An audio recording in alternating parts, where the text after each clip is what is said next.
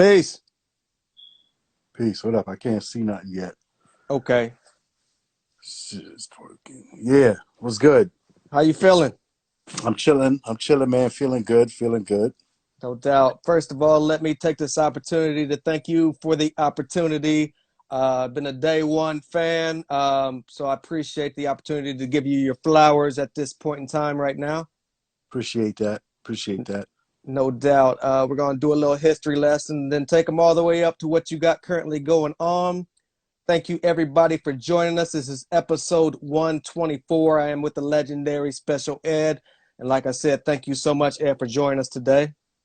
Yeah, no problem, man. I'm just blessed to be here. I appreciate it. It's an honor as well to be wanting to be heard from. Absolutely. Right. So for those who don't know, maybe new fans, for those who may have forgotten, can you take us back to where you were born and raised? I was born and raised in Brooklyn, New York, Flatbush to be specific. What was the day in the life like for Edward Archer in Brooklyn as a teenager growing up? Oh, man, it was interesting. Um, it was growing up fast in the big city. It's exactly what it was. And I'm Okay. grateful for it because it taught me how to see past beyond sight. You understand? Right. I could see beyond sight, period. What kind of obstacles did you have to endure growing up in Brooklyn? Basic traps of society, man. Crime, becoming either a victim or a perpetrator. Mm, Um, just real shit, man. Just a lot of stuff I don't even like talking about because, I even just understand. even shit with the police and they bullshit. They've been on that bullshit for years. Right. I done been in so many altercations with police and physical altercations with police.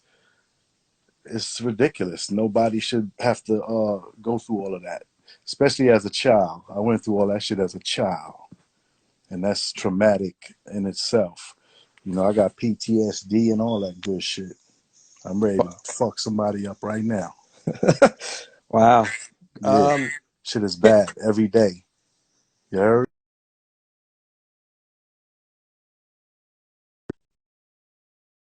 musical But influences. let me tell you something. Nobody out there can understand the perspective of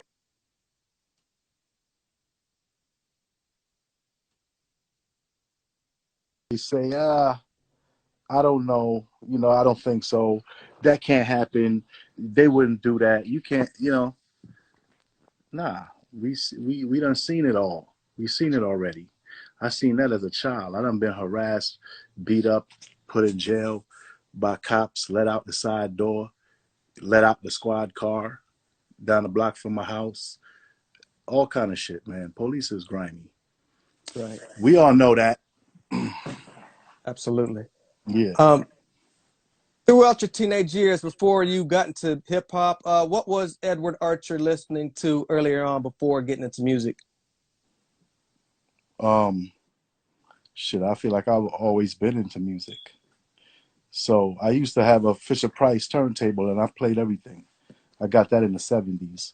So when hip hop wax started coming out, I had it.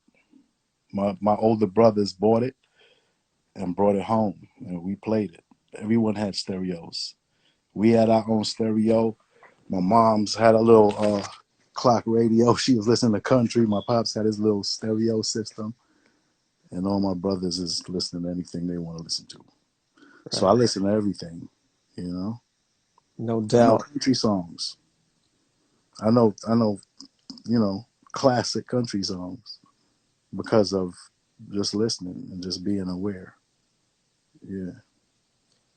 Being in Brooklyn, what was the first thing Ed seen firsthand as far as hip hop on the block? What did you visually see in Brooklyn firsthand? First hand would probably be Howie Tee, CD3. Just Howie Tee and his brother Rob, shout him out. They lived across the street from my cousin, so as long as I've been You know, I've been going to my cousins since I was an infant. You know, they used to keep me and take care of me while my mother worked as well, because I was the only child born here in America, and you know, she had to do something with me when she worked. So they helped take care of me, and then as I grew, I started going to, you know, see things with them, chilling out, going across the street by Howie Tee's house. So Howie Tee's house is where everybody would go, and they would set up the equipment in the backyard in the driveway, and CD3 and I'm gonna be out there making mixtapes live, and I thought that was the biggest shit in the world. I was like, oh shit, they are fucking fly, right? They making mixtapes live, and I'm a little kid. Like, I gotta hold my cousin's hand to cross the street. So I'm like, all right, I see. So when I finally started doing my thing, I started in school, and when I got good, and everybody kept telling me, "Yo, you dope. You need to do something." That's when I said, "All right, I'm gonna go see Howie," because Howie was, you know, Howie was the poster boy for success in the neighborhood. Howie was the successful artist, producer. He had already produced a half a dozen acts. He had Chub Rock. He had the Real Roxanne, Puma, Little Sean, UTFO, Whistle. He was working with Full Force, so he was doing a lot. And I was like, okay, that's the man. So it was really just about seeking the resources and guidance to get to where you got to go. And Howie was you know, Howie's one of the humblest, most honest people I know. You know, he's like a big brother to me. Right. I don't consider him like just a producer. I consider him a big brother. That's my family, you know. I got brothers that don't treat me as well as Howie. You feel me? Right. By blood. So, you know, just because you all got family, you get other family in life. You get to choose. You know what I'm saying? So learn about that, learn to respect people, to love them, and not without expectation, you know, unconditionally. Right. And that's difficult when you don't have the same parents, but you can do it. You know what I'm saying? You just gotta love life and love people. That's all. At what point did you start taking it really serious, and what kind of things were you learning from Howie T as far as formatting and writing songs? Well, when I went to Howie, I was just a kid off the street rhyming for battles and for fun and for kicks. So when I started laying records at first, I was just rhyming. If you can, okay, if you go back, the first maybe couple of songs I laid was Taxin', Think About It, I Got It Made, and maybe The Magnificent, right? So listen to those songs and you will clearly see that they were not in any song format that you know of, because those were the first songs I ever recorded. And I didn't know any better. All I did was leave a space. We're going to put a hook here. And leave it, but I never counted the bars. So Howie taught me that most songs have a bar structure, you know, 16 bars, 4 or 8 bar hook, etc. So I'm like, well, I never really counted. I just keep rhyming till a motherfucker give up. You feel me? Right. Or they be like, you know, they just end it. But yeah, man, Howie T. You know, I sat there and watched him over the years. I didn't just go in there and be like, all right, put me on the mic. I went in there, sat with him, went through samples, looped up sequence with him, you know, just going through the process. And that was everything. That taught me how to do it. And Howie, if I asked him a question, he had patience, he explained. You know what I mean? He's very mild mannered guy, man. Howie is like a that's my OG, you know? Right. At what point does DJ Action come into the mix? Oh, DJ Action been in the mix before all that. DJ Okay. Action come in the mix in junior high school in 8th grade. And in 8th grade, we cut out of school. Like, yeah. So we used to go to his crib, because he had turntables, mixer, microphone. He built his own speakers, and he had a record collection in eighth grade.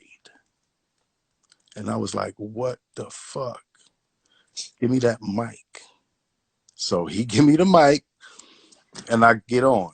Shout outs to Action Love. He just had his big 50th, big 5-0.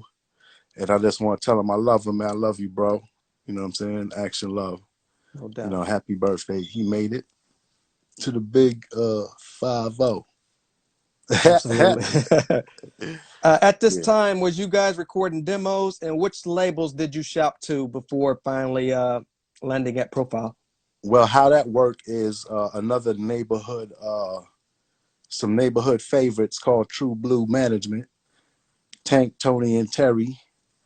They came by Howie's crib, and I guess he played them the music, and the next step was getting a deal. So basically, they wanted to manage me. So I told them, look, man, I don't know you, I don't know what you do, but you come through Howie, you good with me. You go get me a deal, and I'll let you manage me. And they said, cool.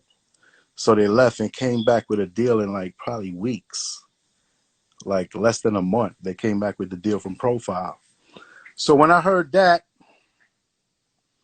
I was with it because Profile had Run DMC, Dana Dane, Sweet Tea, Rob Bass, et cetera, et cetera. I was like, yeah.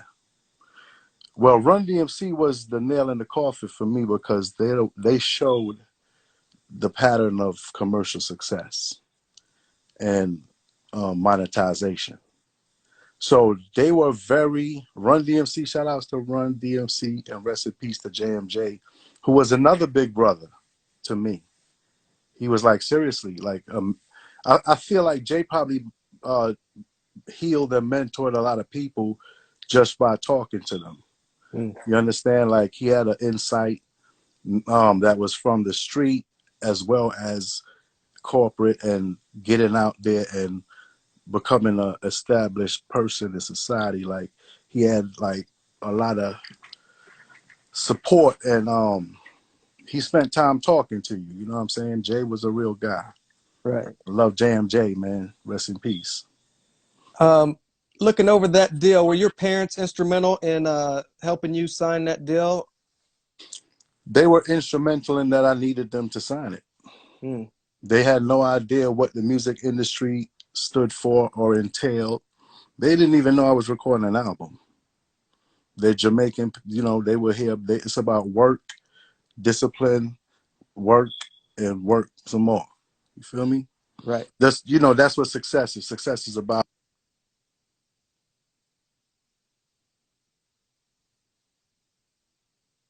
You can see me, I'm back.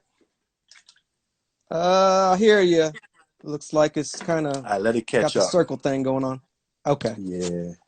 See, that's why I tell you technology. You back? Yeah, we back. All right. So, what I was talking about before I was Parents being instrumental. instrumental. What's instrumental?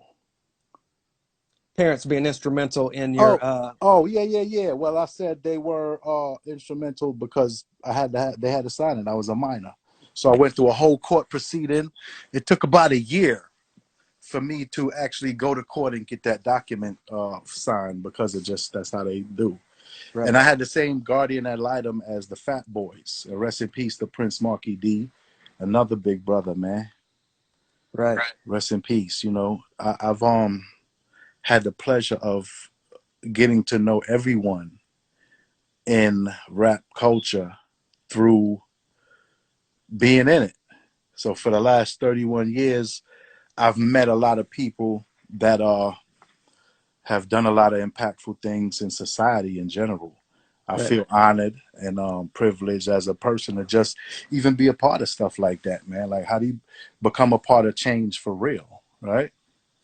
So that's the question. So that's what I'm also doing and seeking. You know, I got a lot of things bubbling, man. Like I have plans to help, understand, and not just help myself, but to help others. right. So we gonna come out there. I do some philanthropic work. I have a nonprofit organization. It's called SEAL, Special Ed Arts and Literacy. Yeah, so I'm just going to use that and try to educate as much as I can. And literacy is important in all areas. Right. You know, technical literacy, obviously math and English, and just knowledge of basically anything that's popping that's making money. Right. Y'all need to be in the lane, in the know. Y'all need to step it up. It's 2021. Right. Yeah. Going back to that debut album, what was the recording process like? What was your thought process like being so young, 16, 17, going into your debut album? What was your train of thought going into that project? My train of thought was I got to get to Howie crib. I got to record these songs. I'm walking from 31st and Church to Schenectady. It could be cold. It could be snow. It could be rain. I don't give a fuck. I'm walking to Howie's crib and I'm going to record. If he's not home, I'm going to leave and walk back home. And then I'm going to wait till he is home. And then I'm going to walk back over there and record until my shit is finished. So that was my mentality. How It was, long from beginning to end did it take to record that album? mm, say about 2, 3 months, Okay. just to Um, going back and forth. Really, it was because of his availability. mm, You understand? Because I was ready to work, work, work, work. So I just had to wait. He had a lot of groups he was working with, a lot of songs to produce for other artists as well. He was at the same time he was doing my project. I know he was doing Chubb's project. He was doing some songs for Sean. He was doing a project for other people. He was doing production for everybody. You feel me? So it was just like, all right, sometime he'd be home, but he's working on other stuff. right. So sometime I go chill for a little bit before my session, and he used to work with other local artists too that were very good but might not have come out. So shout outs to Howie, man. Can you remember what those sessions were like? Yeah, man, in his crib, in his basement. 8-track reel to reel, Tascam. I forgot what it was. Tascam board with the reel built in. I actually went out and bought the same board because of Howie. I bought the same equipment. Like that, the pieces that were integral to production, I bought them all the first check I got. And that was because of Howie. Shouts to Howie. And started to learn production, started to produce. I had it set up in my mom's crib, right next door to her room. Boom, banging. You know what I'm saying? And then when I turned 18, I moved and bought property. So Right. that's it. It's time to grow and go. You released your first single, I Got It Made. Can you take us back to that decision making process to choose that as your first single? I think because of the flow, the beat, how it came across, it was just unanimous probably as far as an introduction. What I really loved about that song, I think everybody did, was that the subject matter didn't really match up with the video. It was very relatable. Can you take us back to the treatment for that video? For which one? I got it made. Oh, that's Chica Bruce, man. Look, Chica Bruce. Chica like Chica and Bruce like Bruce Bruce. Okay, so Chica Bruce is the one that put the whole thing together. It was her creativity, her direction, her storyline, everything. So her treatment. So she did the first two. I got it made and think about it. And they were both pretty innovative, some groundbreaking videos, some thought provoking.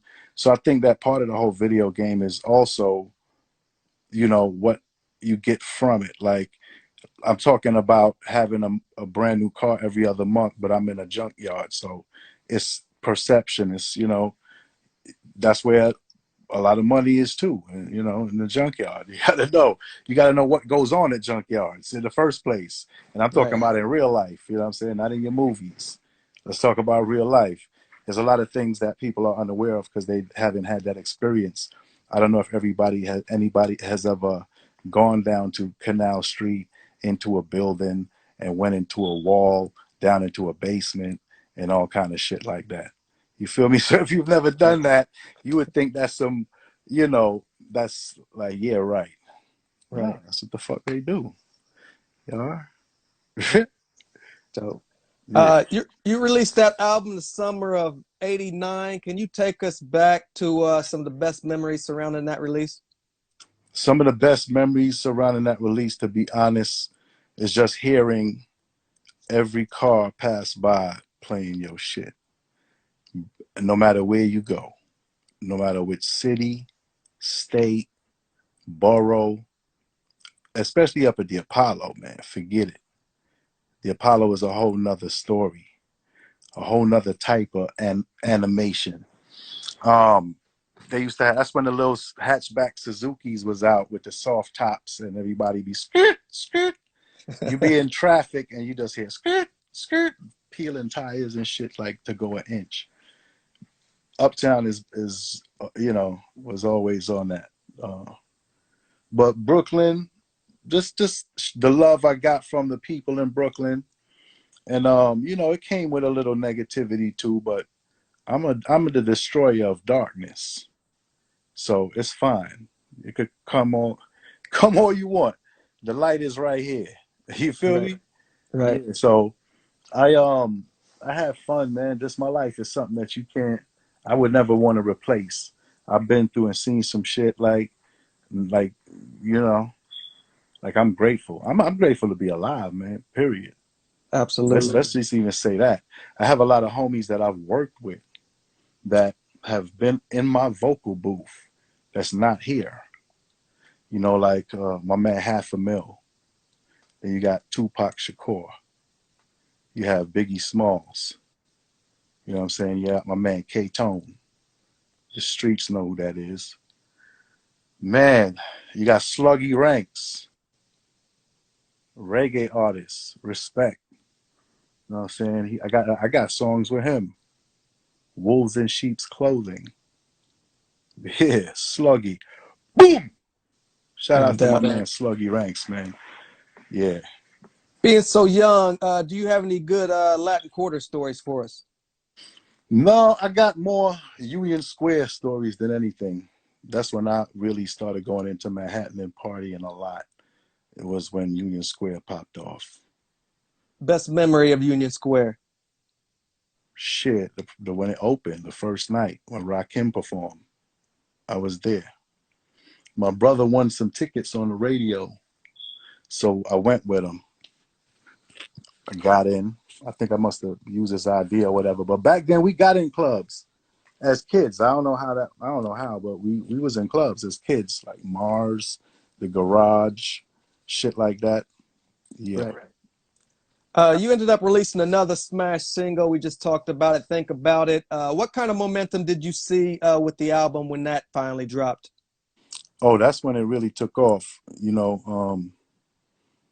Think about it was a whole nother thing with the hovercraft, especially, and going into that whole special effects look like we James Bond.